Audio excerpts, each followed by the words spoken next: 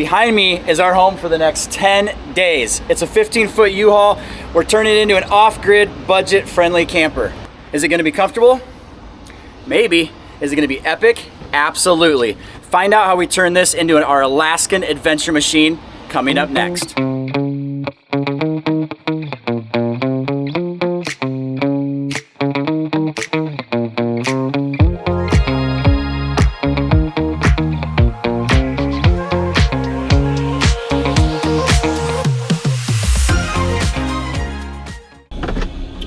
All right, we've made it to Home Depot. We picked up our U-Haul, which is our camper for the next 10 days. But the first thing we need before we get all our supplies is we need a bed. So let's jump into Home Depot. I think an 8x6 OSB will make a perfect platform for a full-size bed, and a couple buckets so we can raise it up off the top. Since we had such a small living quarters in the back of the U-Haul, organization was priority number one. So it was important that we stopped at Home Depot and got the bed figured out before we bought anything else. So I've met my mission and have collected 14 buckets, but they seem to be failing at their mission and still haven't got what they need. So how many men does it take to find pieces of wood for our bed? So the bed frame is going to consist of a 4x8 piece of OSB that we lay on top of 6 to 7 buckets to prop our bed up in the back of the van, so that we can use that as storage. So it doesn't really matter how thick the OSB is, it just needs, because we're gonna have the buckets to support it, it's just whatever's cheapest. 23 bucks for this. That's 23. Good job, Captain. Just 2. Yep. All right, thank you. Thank you. Yep.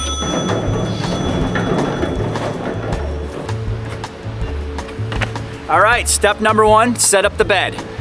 You want to put those buckets upside down?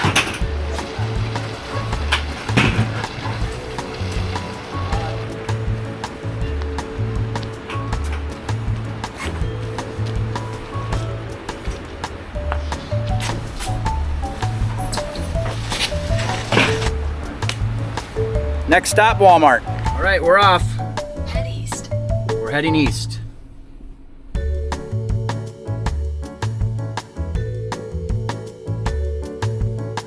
I have secured you guys some bear spray.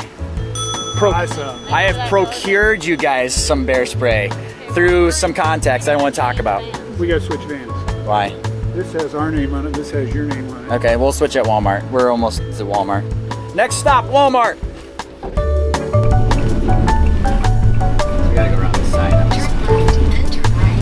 It's a rainy day to be setting up a U-Haul in Anchorage today. It's been raining the whole time we've been here.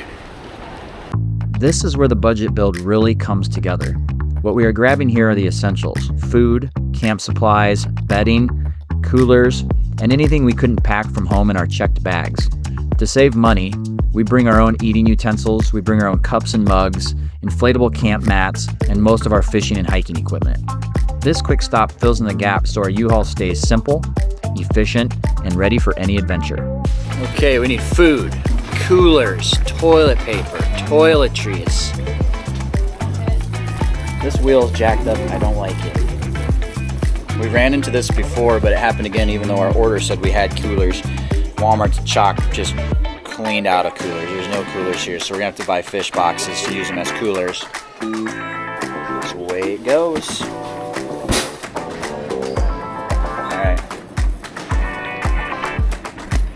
Better get some toilet paper.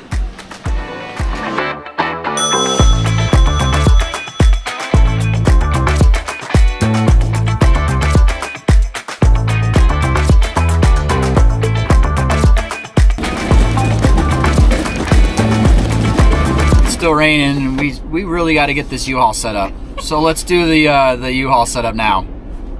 So we've got 6 buckets supporting our bed frame, which is a 4x8 OSB piece of wood. And what we have is we have a memory foam mattress we bought from Walmart. We've got our self-inflating pads that we brought from home to save money, and then we cover that with a 7-piece comforter set to basically make it comfortable in the back of the U-Haul van. So that's the first thing we need to set up.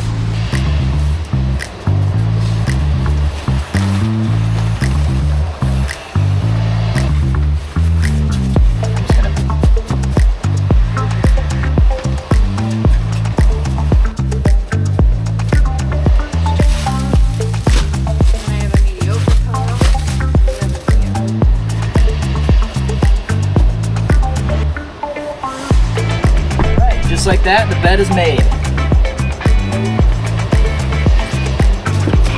We'll disassemble the box so we can reuse it to transport fish when we're done and just use the styrofoam.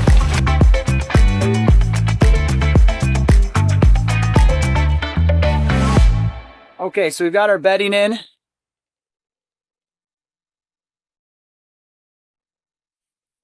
But the next things you need is you gotta have more than bedding to live out of this thing for 10 days. So a couple things that we can't bring with us, we do have to buy.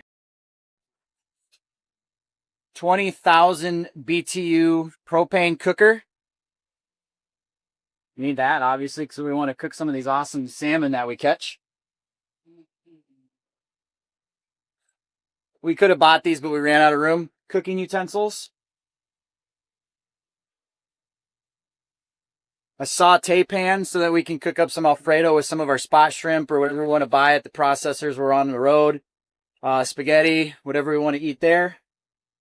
Kettle for coffee and to heat up water.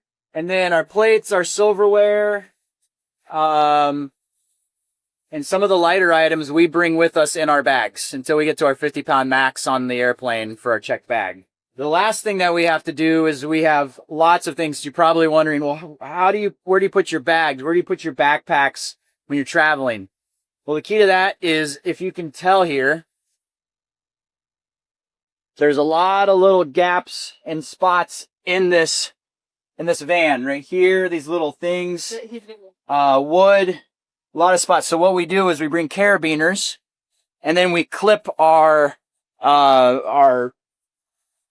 backpacks, stuff like that. And if we have any wet items like our waders, we hang them over the wood here until they can dry out. The last thing we had to do is put these carabiners up in our U-Haul and some of the slots to give us more storage space for all of our gear. Nicole's already kind of got hers set up, you can see. Okay, so space, I'll hook my backpack up, and then anything else that I might need for the day, I'll shove here, or things I know need to go in my backpack. Like my rain pants still do, a first aid kit, those will all go in my backpack every day. Yeah.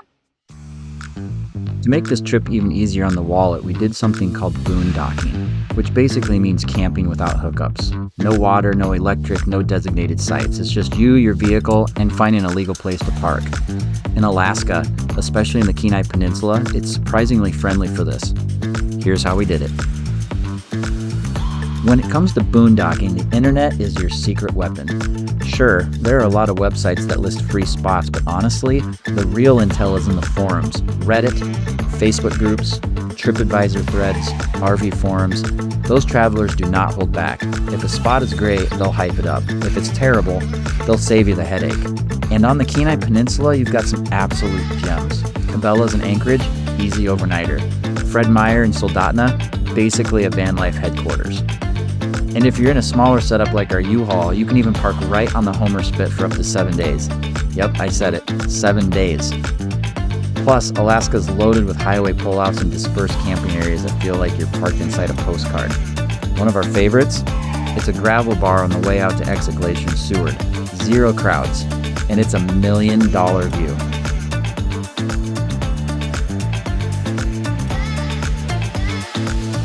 We knew that there was boondocking available towards the Exit Glacier hike, and we discovered this gem. It's the Resurrection River, or the Exit Glacier water drainage old river basin. It may be full during the spring, I don't know, but right now it's our home for the night. And it's kind of funny, there's people camping all over the place, and it's a great view. Check that out.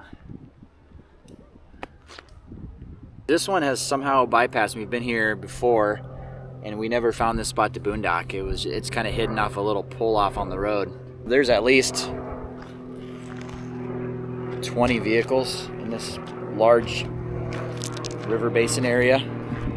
One item to be cognizant of during the summer in Alaska is that the sun only goes down for a few hours at night.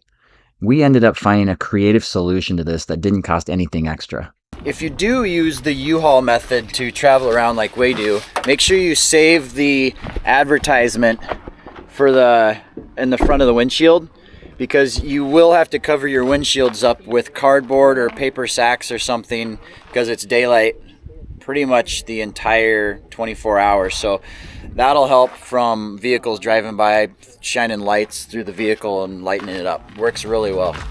The last thing to bear in mind when boondocking is that it works because people respect the spots they use. That means leaving no trace. Pack out your trash, keep your space tidy, and leave it better than you found it. And just like any good campsite, be quiet, be courteous, and be friendly. The more respectful we all are, the longer these free and beautiful spots stay available for everyone. At this point, I know you're thinking, Tyler, how do you actually stay clean when you're living out of a U-Haul for 10 days? Well, it's that time of the trip where we should probably shower after being on the road for 3 days and fishing. I kind of smell like fish. But lucky for us, a lot of people have the same sentiment that we do when it comes to traveling and being in campers and all that, and they need places to shower. So there's a lot of pay-to-use shower places and bathing spots in these towns, and there's one behind a motel up at Soldotna that's like $2 to shower for half an hour. First place when we ever tried to shower was further down on the main road, and it was $14 to shower. Rip off! Bless you. I'm like, you gotta be kidding me. There's no reason to be showering for $14. And then we found this gem.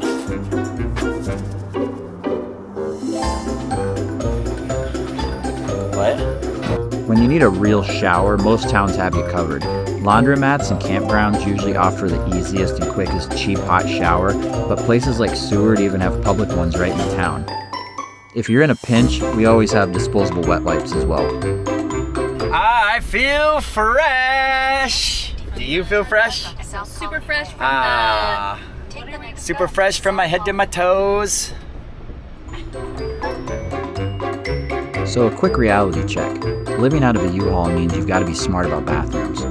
For us, planning ahead was everything.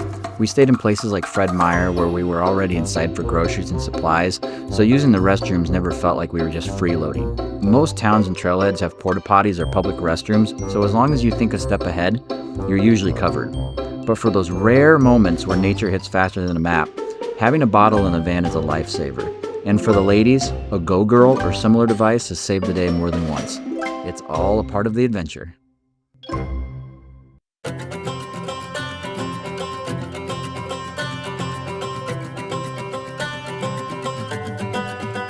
We're finally on our last day in Alaska, and there's a few housekeeping items we need to do before we actually head to the airport. Obviously we got to return our U-Hauls, but aside from that, we also need to pack up and get all of this stuff that we bought, these supplies, and do something with them. Typically what we do is we take the comforter sets, the pillows, the bag chairs, the cooker, the kitchen stuff, and we donate it at Goodwill. It becomes a little bit of a tax write-off donation type strategy for us, and someone else is going to get to use the stuff that we barely used for maybe a week. So we're going to get it all packed up, all organized, head to Goodwill. I'll see you guys in a bit.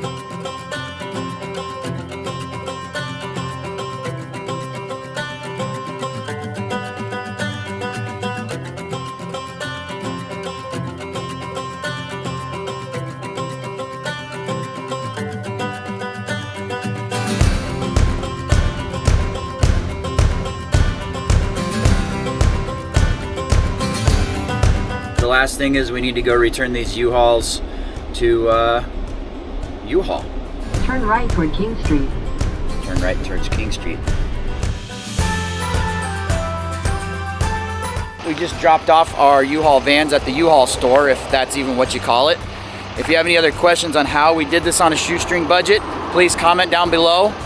Otherwise, like and subscribe, and I'll see you next time on another episode of Lyon's Untamed Path.